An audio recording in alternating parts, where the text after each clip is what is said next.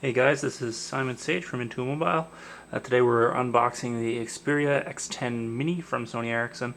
It is essentially a plain touchscreen slate version of the X10 Mini Pro here, which we unboxed last week. So let's just crack that sucker open here.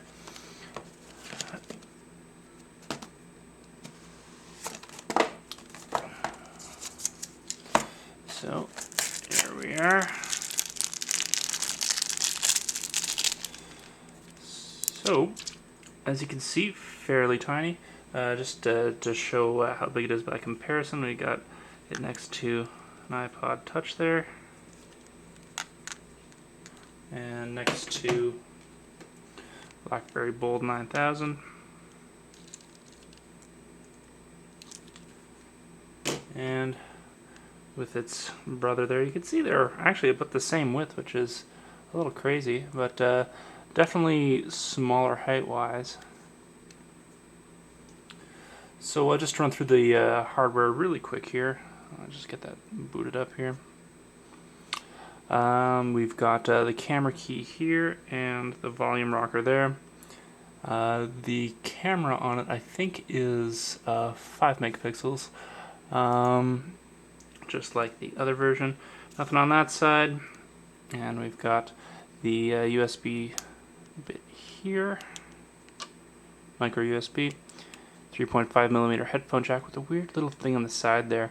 I was actually having trouble on the Mini Pro getting my Bose headphones to work, maybe because it has an inline mic. Save language. We'll pop a SIM card in there later.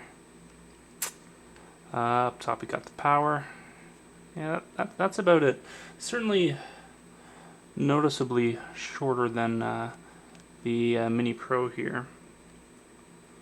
But same kind of customizations on the home screen here. You've got 4 different keys here, or four different icons on the home screen that lets you launch into some of your favorite applications.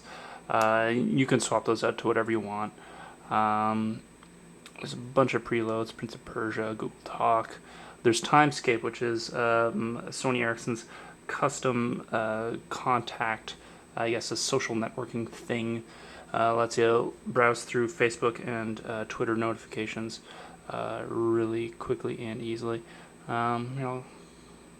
Step aside here, get into Twitter really quick. You can take a look at the keyboard actually though.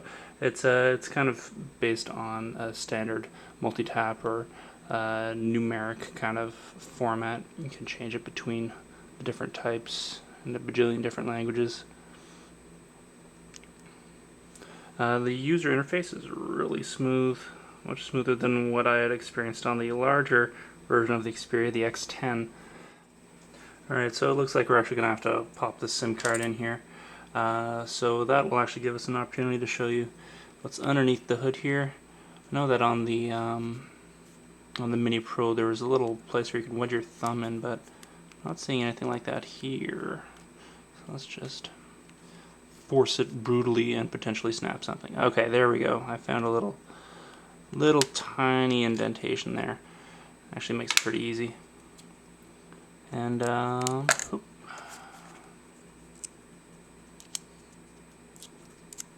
even have to pop off the battery. Pretty nice. So SIM card is installed. Super easy. So after a quick reboot, we got the SIM card to work. So now I'm also all logged into Twitter, and you can see Timescape here, some of the people I follow, and generally very fluid.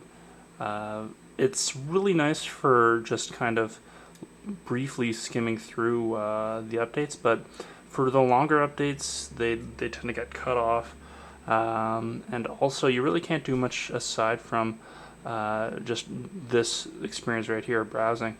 If I wanted to click through on any one of these, I'd need to have some other Twitter application, and failing that, it would just launch into the mobile website. So that's a little unfortunate, but still, it's a nice little addition.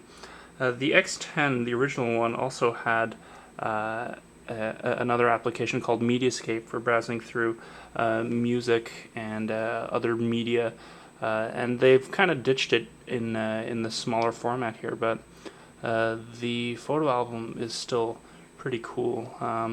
It, at least on the X10 Mini Pro, it had when you've got a lot of pictures on here, it'll like tilt it kind of like on the Nexus One. Not too much else here. Just to give you another comparison with the X10 Mini Pro. Just a little tiny bit smaller. Slightly different style too, as you can see. The volume keys here are just a little bit different. But anyway, I just opened this thing up, so I've still got a fair bit to learn, especially the nuances with the Mini Pro. But keep an eye on IntoMobile for our full review this week.